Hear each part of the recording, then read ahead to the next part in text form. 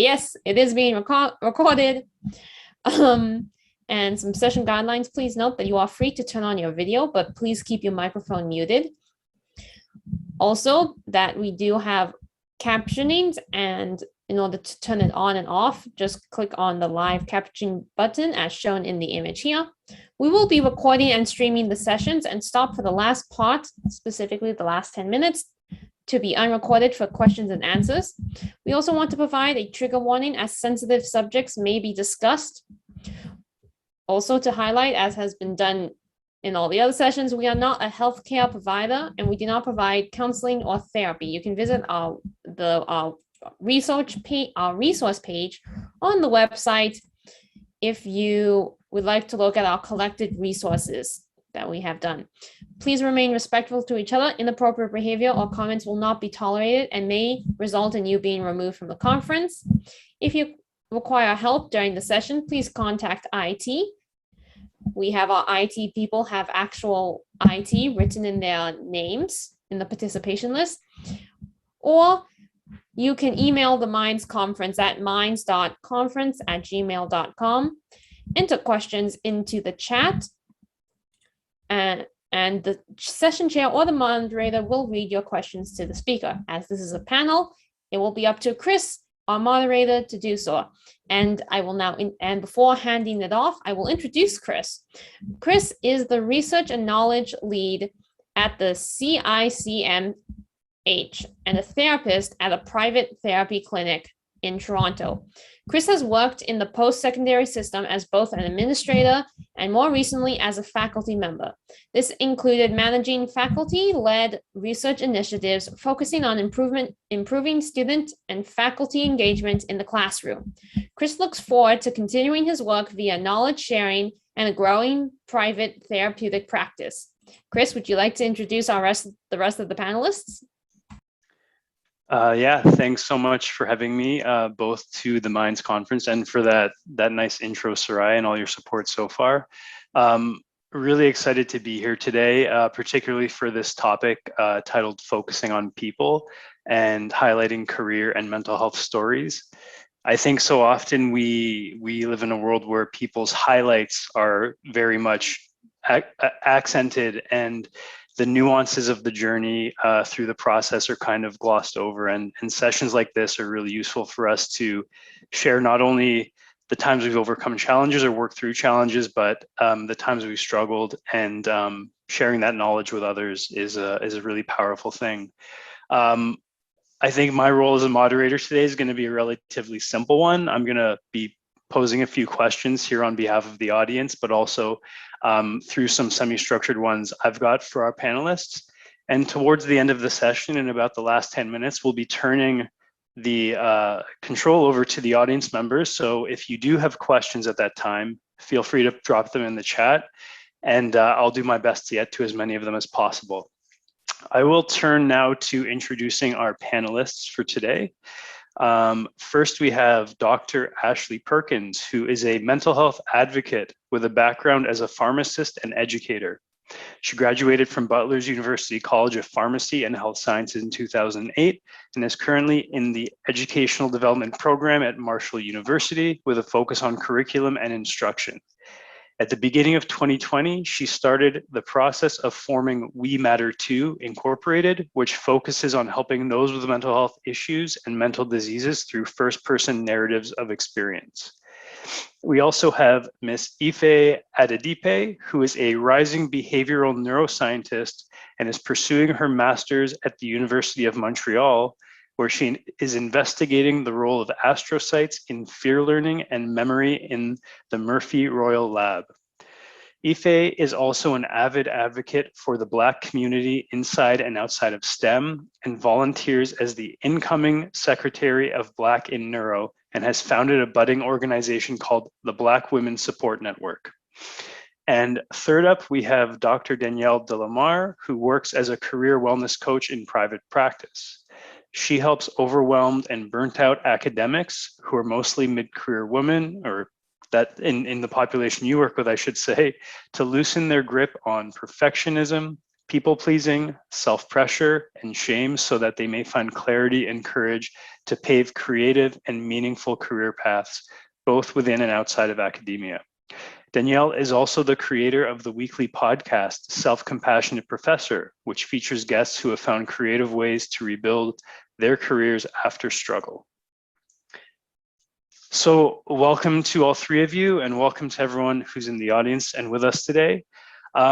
I think we should just kind of dive right into it, and I want to make sure that I'm giving all of you as much space as possible to talk about your stories and your journeys.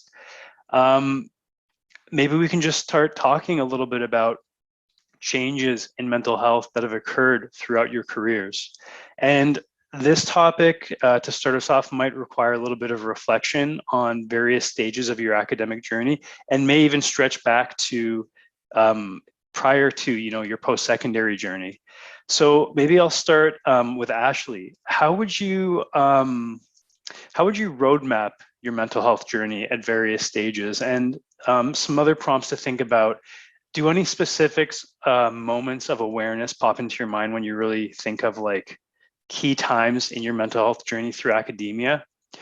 And do you remember any particular periods being, the most challenging?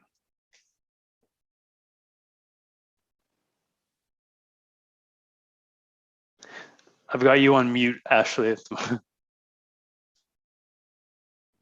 Sorry, you kind of broke up. So I think I heard some of it. But if you want me to, I can repeat it, but yeah, if you don't mind, because of the internet connection for me. So yeah, no worries. That'd be great. Absolutely. It was kind of a question of asking of, what are the main highlights or moments that you remember as kind of key moments in your mental health journey in academia that have led you to sort of shift into this advocacy role? And that could include, the most challenging moments, but also ones that were just kind of very formative into the person you are now. So for me, when I was in pharmacy school, it wasn't talked about a lot. There were supports when I was in pharmacy school, but I went to pharmacy school in the early 2000 time, and we didn't talk a lot about mental health. It wasn't something that was out there in the early 2000s. And so for me, it wasn't on my radar yet.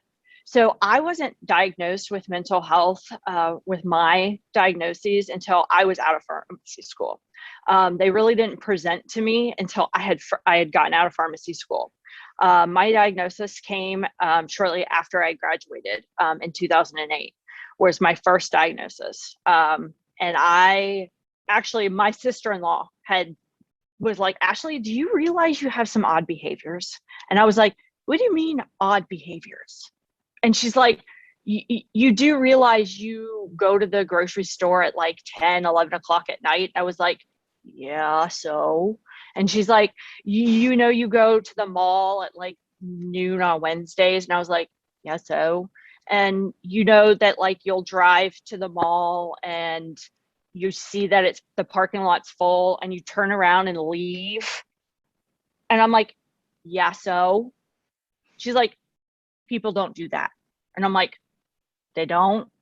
And she's like, yes, that's not normal. Like, that's not normal. And I was like, oh, okay, so maybe I should go talk to a doctor. And she's like, I think that's a great idea.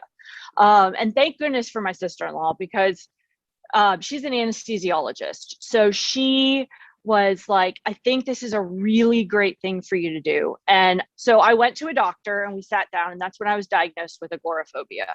And agoraphobia is highly stigmatized, and people don't talk about it a lot. And, and it's in movies, and people see it as people who are shut-ins, and and a lot of times hoarders are stigmatized, and it attaches to agoraphobia. And so people don't talk about it a lot. And I also was diagnosed with anxiety, and ADHD has been something I've dealt with my whole life. So it's when a lot of things clicked for me. And so I started down this path of really starting to understand. And as a pharmacist, we don't really talk about it. Like, we're told it's okay, but we don't really talk about it because as a medical professional, we're like, I shouldn't really talk about this because my patients might not be okay with me having mental health issues, or they might not trust me, or are they going to be okay with me treating them?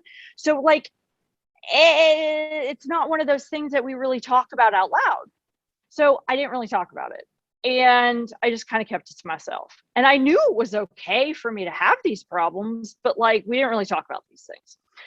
So as I went on, I didn't talk about it. And then I was discriminated against.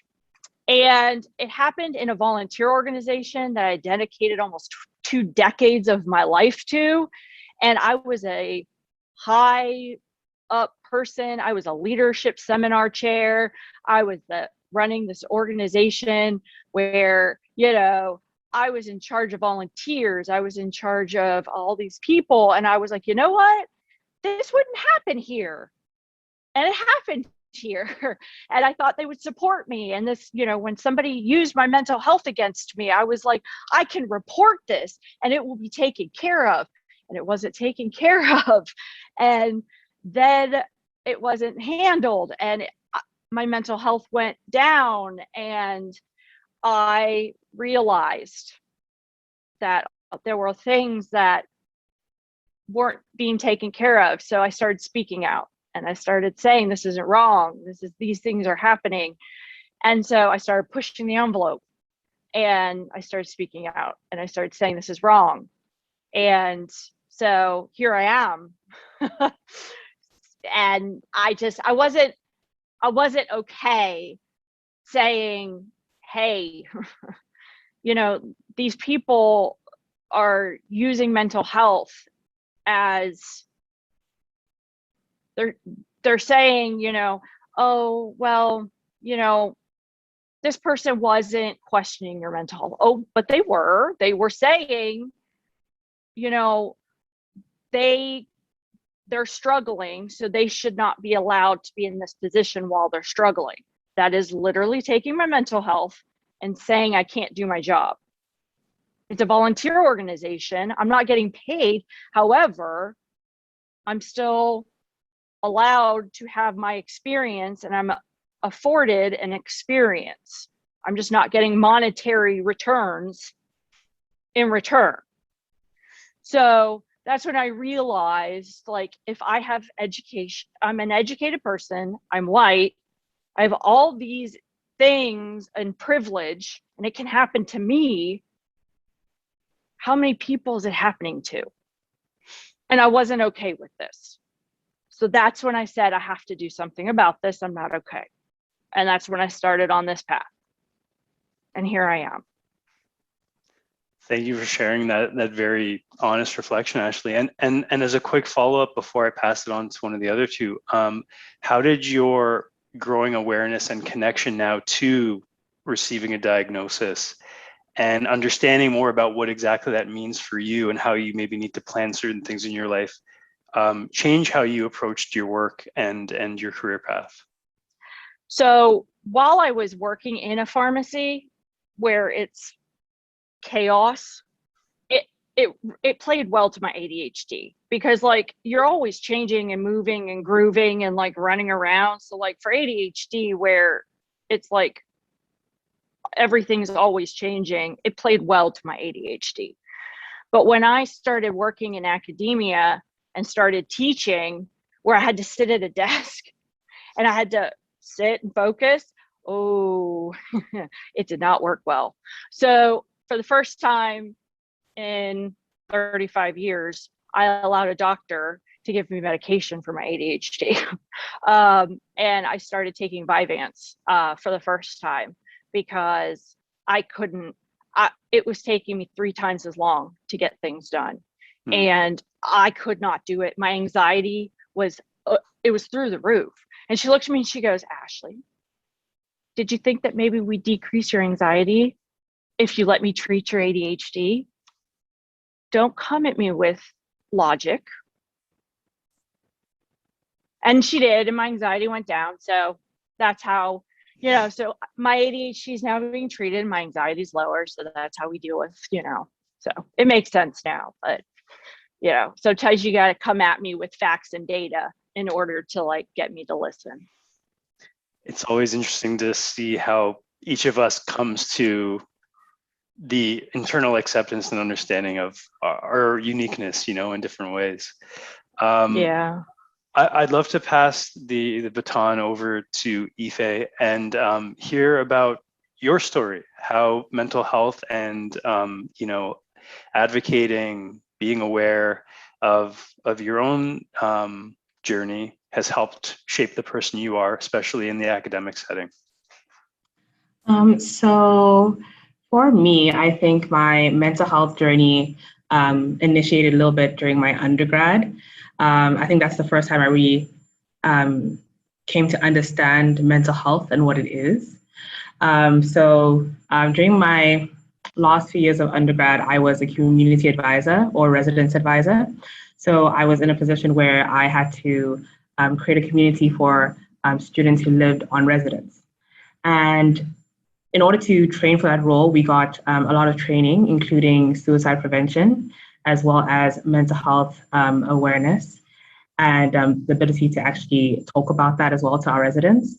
And in my role, I really came to understand that a lot of students, not just on residence, but also outside of residence, are struggling with mental health. And a lot of the time, we're struggling with similar issues. But the thing is, we rarely talk about it. And there were so many times where I would come across different types of people experiencing the same issues, but they had a reluctance to actually share that with other people.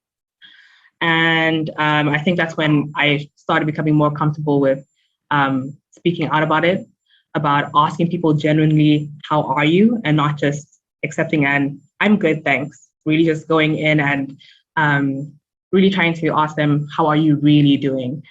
And I think for me, like my personal journey with mental health came in my third year, where I was juggling a lot. I had a full course load. I had multiple commitments and responsibilities, and it was very overwhelming.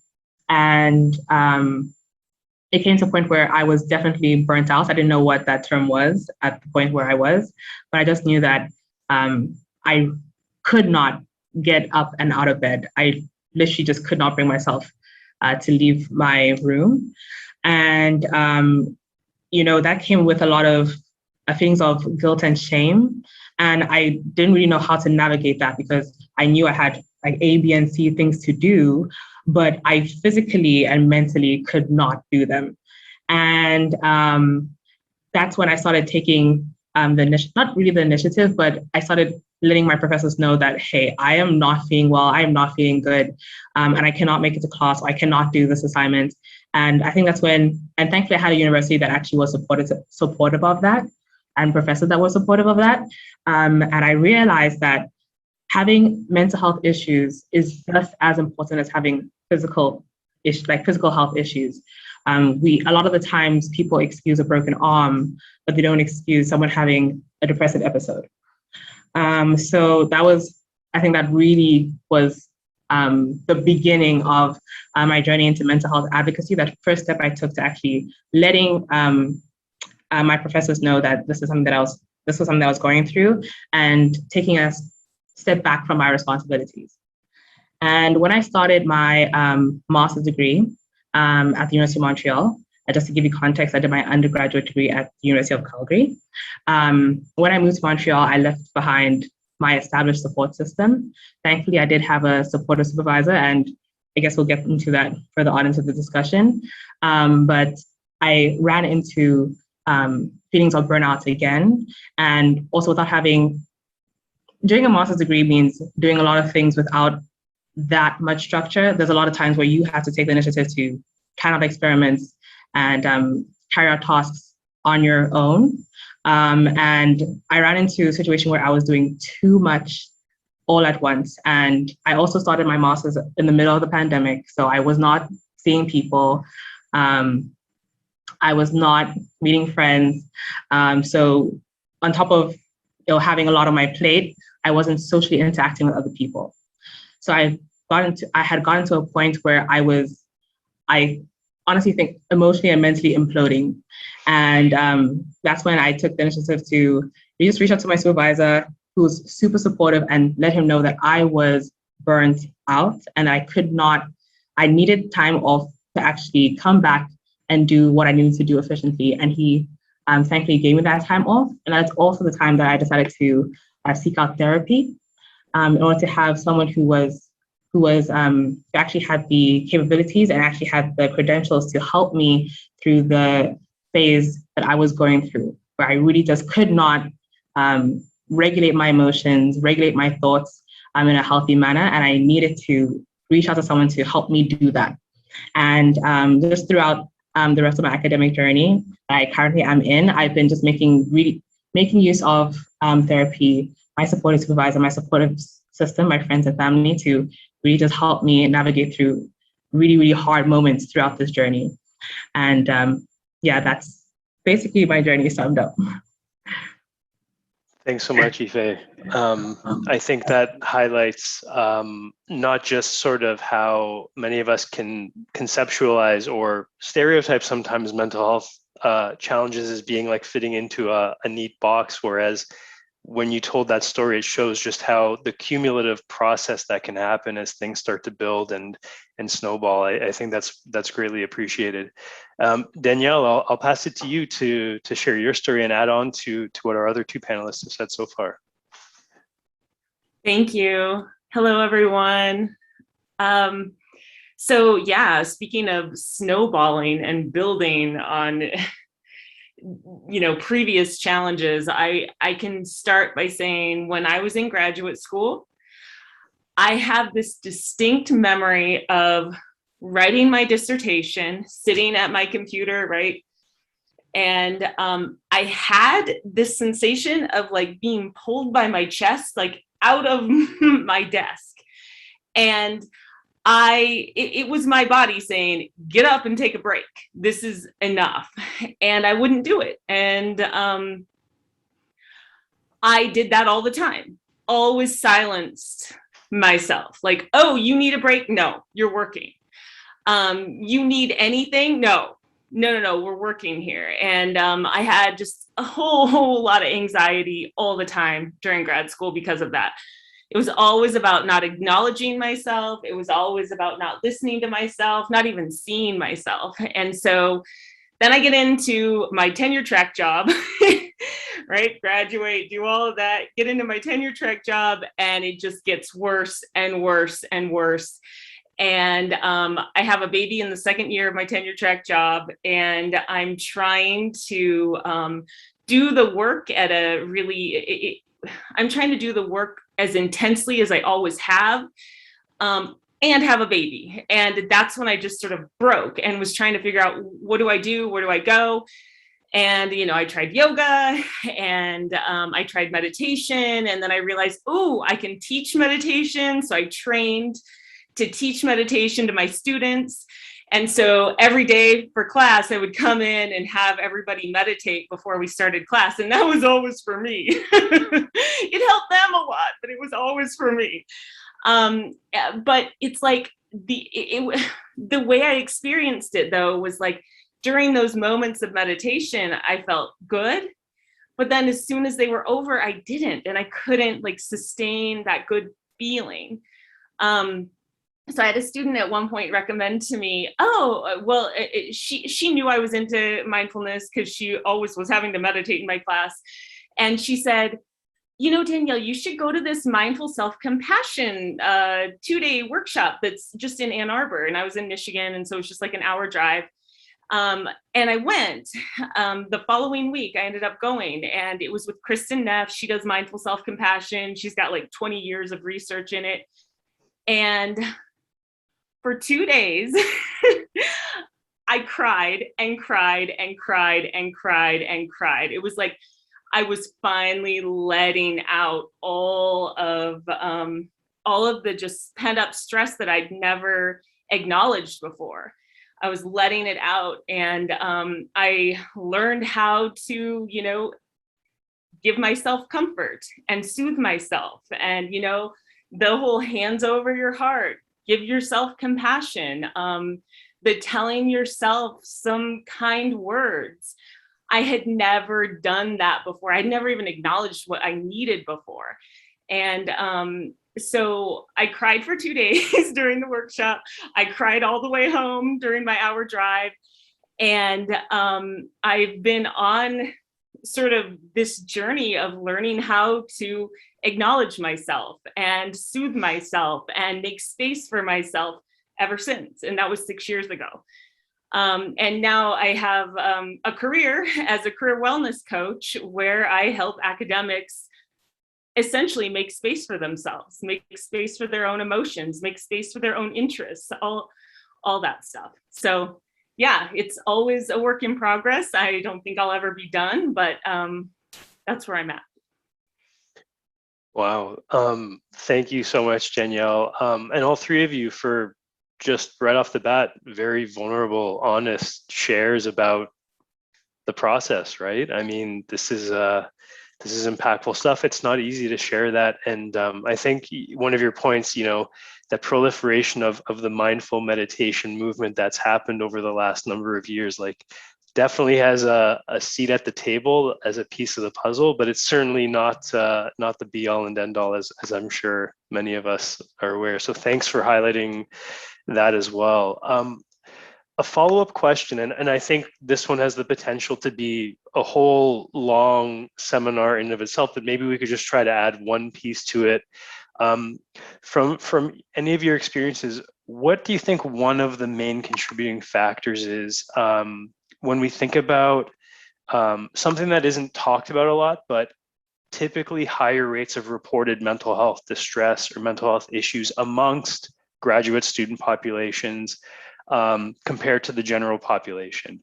I'd love to hear some thoughts based on your own lived experiences, but also just your reflections from your perspective. Ashley, I'll pass it to you for the initial thoughts.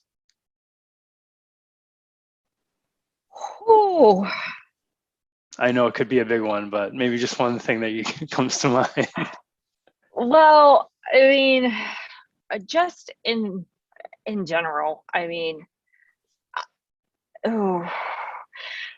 I think that we put a lot on our students, and I don't think there is an answer that is easily come to, and I think it's a complex one that can't be answered easily. But I definitely think it's one that needs to come with giving our students grace. And it's one that I see. I'm teaching pharmacy technician students right now, and I have 6 of them. And I really just try to show them grace.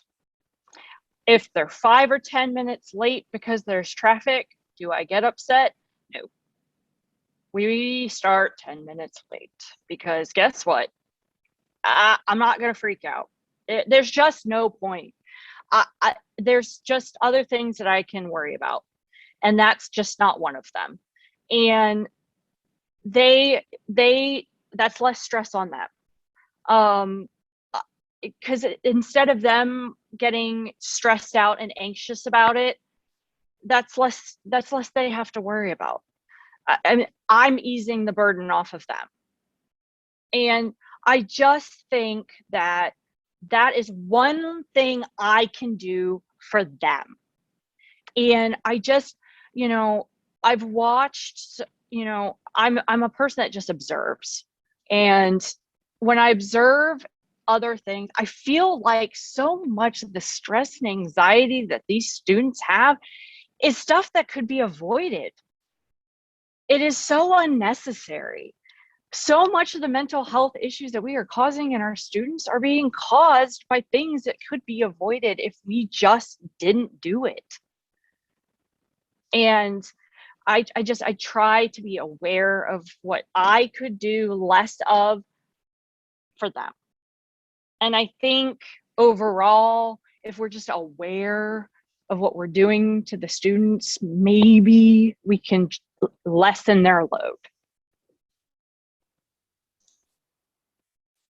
That's my 2 cents. Thanks, Ashley. I thought it was great. Ife, thoughts from your I vantage point? completely agree with what Ashley said. Speaking from this perspective of a student, I think a lot of what we go through, a lot of the stress that comes from what we do, not all of it, but I think a significant portion is self-inflicted pressure. Just having this idea that we have to do this impossible amount of work, and not really conveying that to our supervisor or to the people around us. And doing that puts unnecessary pressure on ourselves, and the people around us, the people around me, are feeding on that energy. So if I'm not talking about the fact that I feel burdened by how much responsibilities that I'm putting on myself, the person beside me or working next to me is going to think that that's normal and that they should also be working an impossible amount of time or putting an impossible amount of effort into their work, where they could be really just taking more time for themselves to really just do what they can that's best for them, that's manageable for them. And I think by having supportive supervisors and compassionate supervisors to actually just really convey expectations clearly to their students, I think that could really relieve so much of that burden. Because when we as students have those expectations, we then know, okay, we don't need to work that much. And I think this also depends largely on having supportive supervisors, compassionate supervisors, because I know there are some supervisors out there that do place unnecessary burdens and expectations on their students, but that's not how it should be. And that's impossible to maintain without reaching a state of burnout. So I think that's a big thing, having clear expectations conveyed to the students by the supervisors, and having compassionate and understanding supervisors to actually do that. Thanks so much, Ife. Danielle, did you want to add anything to this topic? I mean, I guess I'm sort of in line with Ife in terms of just the self-pressure stuff, and really finding a way. And I don't mean to say that like as an individual issue, like you need to find a way. Like it makes me wonder about, can we, and yes, of course we can, create a culture of rest where it's actually okay to rest in grad school. Sometimes you get to rest. Sometimes it's okay to just sort of melt down and let yourself be as you are, and just having those kinds of conversations regularly. Like if advisors are saying things like, have you rested recently? When was the last time you took a break? That would be huge. Just burnout is so bad. And when I say bad, I guess I mean it's such a problem for so many of us. Like, we need to be able to talk about it differently. We need to be able to talk about work differently. Thank you so much for the response. It actually has led me to think a little bit about something that's been getting more and more attention, has actually been named in recent years, which is, you've probably all heard of it, and I'm sure people in the audience have, which is imposter syndrome or imposter phenomenon. Oftentimes talked about as like an individual thing that's like part of someone's personality, part of maybe who they are at that time or are working through. But now more recently, there is more dialogue about the systemic factors that could also contribute to the development of something like this. Many have noticed it's actually very common in the academic world, kind of common everywhere, but especially in academia. And I'm curious to know if you can shed some light of maybe your own experiences with your interpretation of it. A loose definition I have is a collection of feelings of inadequacy that persist despite evident success. That's kind of a working definition. And I'm wondering if any of you want to share what that's been like for you and how you've been able to, through your journeys, come to some terms with it. I mean, it might not be completely gone, but some relationship with it. So yeah, that's something that when I've heard all of you talk about the environmental factors, I thought, hey, why don't we bring this into the equation? Danielle, why don't you start us off this time? Yeah, I think that imposter syndrome is the thing that drove me to the point of complete overwhelm. And it was because I was always trying to like overcompensate for how inadequate I believed I was, right? Like everybody else has to do this academic work, but I have to do it like 10 times as hard because I really don't belong here and they all do. And so that, for me, that manifested in dodging people a lot, right? Like I would be one of those people who would like get to the top of the stairs, look both ways down the hallway, make sure nobody was coming that would like, you know, want to have a conversation with me, and then run to my office really quick because I didn't believe I could do my work well if I didn't have this huge amount of time and space, because that's the only way I was going to be able to match up to everyone else. And so not only did I overwork, but I also didn't let myself have social connections. It just fed on itself. It got worse and worse that way. Thanks so much, Danielle. Ashley, I see you nodding, and I saw a couple of smiles when you thought of the topic. Oh yes, I have horrible imposter syndrome, and it actually comes from, so the organization that I ended up, I'm no longer with them, but the organization that I ended up having issues with and had some discrimination issues with, I was manipulated by a narcissist. And the narcissist actually enjoyed taking credit for my accomplishments. And one time, while in front of me, said the reason why I had gotten into the leadership role was because of them. And because of the opportunities which they had gotten, like because of the opportunities they had given me, I had gotten into my role. So because of years of listening to this, I think I have gotten this and I'm still getting over it. So I literally am still like, don't believe, like I'm still getting used to this idea that these successes that I have gotten, even though I literally have zero contact with this individual, like I have literally cut this individual out of my life. And I'm still to this day getting over the trauma of what this person put me through. And so for me, like I know like everything that I've done in my life, this person has zero, I've done it all on my own, but I still am like dealing with that issue. And so for me, like my imposter syndrome comes from a lot of like this individual trying to take credit for things that I clearly did on my own, but they think that they had like part of it. And so for me, I think a lot of times in academia, I think because faculty members a lot of times are part of these studies, part of, you know, the process, you know, the names, the authoring, the, you know, the process, you know, a lot of students don't feel like they have ownership of these things because a lot of times, you know, they're, you know, 100th author on these things, or, you know, they're very so far away. And I think for them, they don't feel like they own these things because they're so far removed from the process. So I think that's why this happens, is because the spotlight isn't on them.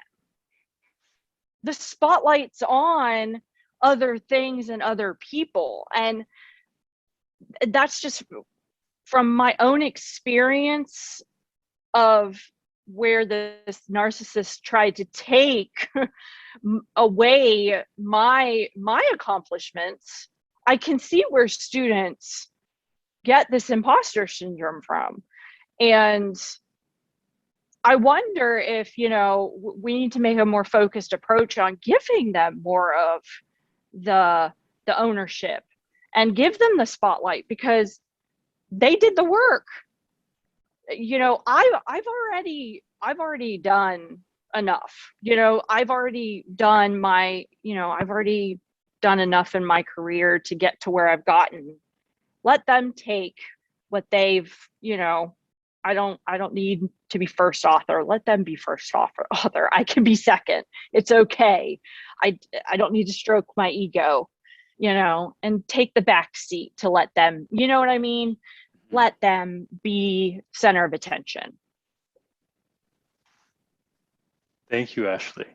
Ife, from your perspective, and maybe thinking of, you know, in your role as a student now, and maybe the students around you, where do you think this is coming from in contemporary times? So I have so many things to say about imposter syndrome, because I think we all are currently going through it at various stages of our journeys in academia. I think one of the things that I really realized is that a lot of the time, I think we play into this culture of pretending that we all know what we're doing, but at the end of the day, everyone is figuring it out as they go, and being very transparent about the fact that we don't know everything. And it's okay, because we are here to learn, we're here to gain knowledge so that we become more comfortable in the fields that we are working in. And I think being transparent about that journey and about that process would really help with imposter syndrome, because from where I'm standing, a lot of my friends who are graduate students, we tend to think that we need to know it all from day one. We need to prove that we deserve to be here by being experts in our field already, when we are students and not experts. That's what we're building up towards, to getting that knowledge and to getting to that place where we're comfortable enough to feel that we really know our field well. And I think that's one of the parts to imposter syndrome that me and the graduate students around me experience. I think it's also this fear of failure and the negative connotation associated with failing or doing something wrong the first time. I think that really just prevents us, that makes us feel that we need to be perfect all the time. And when we're not perfect, because we cannot be, we feel that we don't belong in this field, because how can we belong when we can't do A, B, and C? And for me personally, that really manifests when I'm about to present my research, because a lot of the time, I feel like I need to take a certain amount of weeks to really just place myself in the context of the research, so I can, so that when I present my data, I seem like an expert in the things that I'm doing. But a lot of the time, I'm figuring out my data as I go. And it's only when I'm really done, like at the end of my project, that I'm really able to say, okay, this is what I think my data means. This is the conclusions that I have drawn. But in the process, all I can do is make stipulations. And I think a lot of the times when people ask me certain questions about my project and I answer, I don't know, a lot of the times I get some negative feedback, as if I'm supposed to, why don't you know? This is your project. And a lot of the time it's because I'm learning too. So, and I think that's something that I'm still grappling with. And I think that's something that is still very much prevalent, is that idea that we need to be experts already from the jump, and we're we're literally students. We are literally learning. So yeah, that's my perspective, my opinion. No, that's nice. And great to hear that, you know, you've taken some steps to sort of throw it right back and you're like, well, what do you mean? What are you talking about? You know, I think we have about 5 minutes left before we're going to turn it over to our audience for some questions. So I'd be curious to know, maybe in a quick description and how it came to be, if you recall any specific, or even more recently, have any specific interpersonal relationships that have really helped you when you think about your mental health journey through the academic world. It doesn't necessarily have to be with, you know, a counselor, therapist, someone like that, but any relationship that has really been the beacon for you as you've gone through your own journey. And if so, what have they really done for you or to assist you in these times? Danielle, I'll pass it to you, or if you're ready. I don't know if you look like you were pondering there for a second, so I can... Yeah, I am. There is.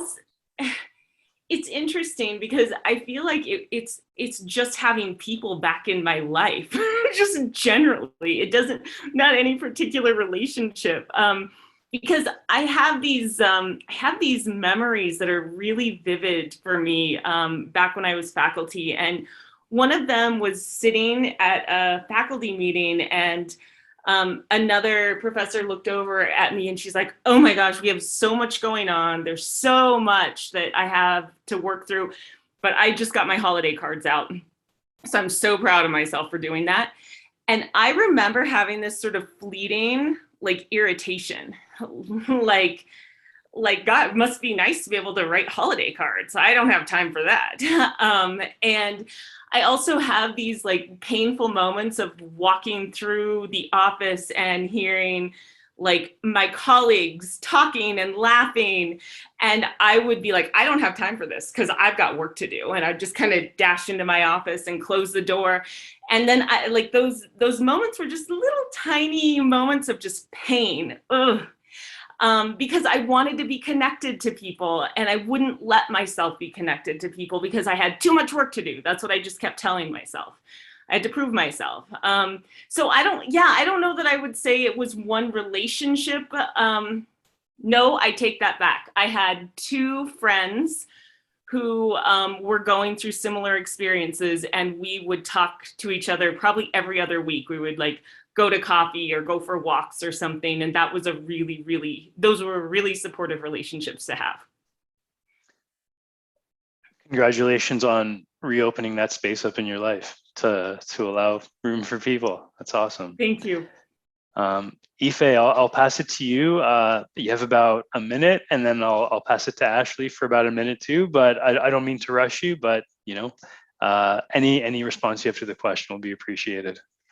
No worries. I think the two main relationships I would highlight is number one, the one with my supervisor. Honestly, he's truly a sincere, compassionate, understanding individual. Whenever I do have feelings of mental exhaustion, of physical fatigue, I'm able to literally go to him right away and say, listen, this is how I'm feeling. I need a break. I'll see you in a couple of days. So that's been really monumental to me and my mental health journey in academia. And one friend of mine who is also a master's student, who works on the same floor that I do, just like regularly checking in with her and just like chatting about everything that we've experienced, all our emotions, all our feelings, and being able to validate each other and understand each other. That has been so significant in just feeling heard and seen, and feeling like, I can actually do this and that I'm not alone in this. That definitely has been so important to me. That's great. Well, I send acknowledgement and honoring to both your supervisor and your friend who's going through a similar journey. Ashley, you get the final thought. You have about a minute. I don't know did you hear the question? Did you hear enough of it? I know you're saying you're having some internet issues. Was it an interpersonal like relationship? Yeah, maybe Okay. one or two relationships that have really been impactful and meaningful for you in your time. Absolutely. Well, I'd like to highlight one. because I lost him about 6 years ago, actually now. He was an important mentor to me. My son actually has his name as his middle name. His name was Dave. He was a mentor that was extremely important to me. He was always the person I called when I needed somebody to talk to. Gave me the swift kick in the butt when I needed somebody to give me that harsh truth. When I didn't need, the coddling, I needed the real harsh truth. He's the person that when I'm thinking about what I need to do, I think, what would Dave tell me to do? He's a really important person in my life. And so we lost him to glioblastoma about 6 years ago, and really important person in my life, and always that person that I called. I unfortunately had alcohol issues. I am almost 1,000 days sober. I'm like 3 days away from 1,000 days sober. I'm real excited. And so anyway, unfortunately, I got a DUI. And he was the person I called the next day and said, "What do I do?" And he said, "Well, we're going to get through this." He didn't judge me. He didn't make me feel badly about myself. He just talked to me like a big brother would. And he was the person. He was always my person. And so that is why my son has his middle name. That's why David is my son's middle name. We tell him about Dave all the time. And so that is my person. Thank you for sharing that information about Dave and what impact he's had on you, Ashley. At this time, I'd love to let anyone in the audience drop a question, if you're interested, in the chat, and I'll read it out on behalf of you to our panelists. Alrighty, I wanted to say thank you to our panelists and our moderators for their wonderful job. And once again, for the participants and the audience for coming around. Next up, we have a break until the next session, which is at 2:50 p.m. Pacific time. And it's going to be our round table of how to draft and implement a student supervisor agreement. So we're right now entering a little bit of a lunch/food break, and we'll see you all again in the next session. Bye. Bye, everyone.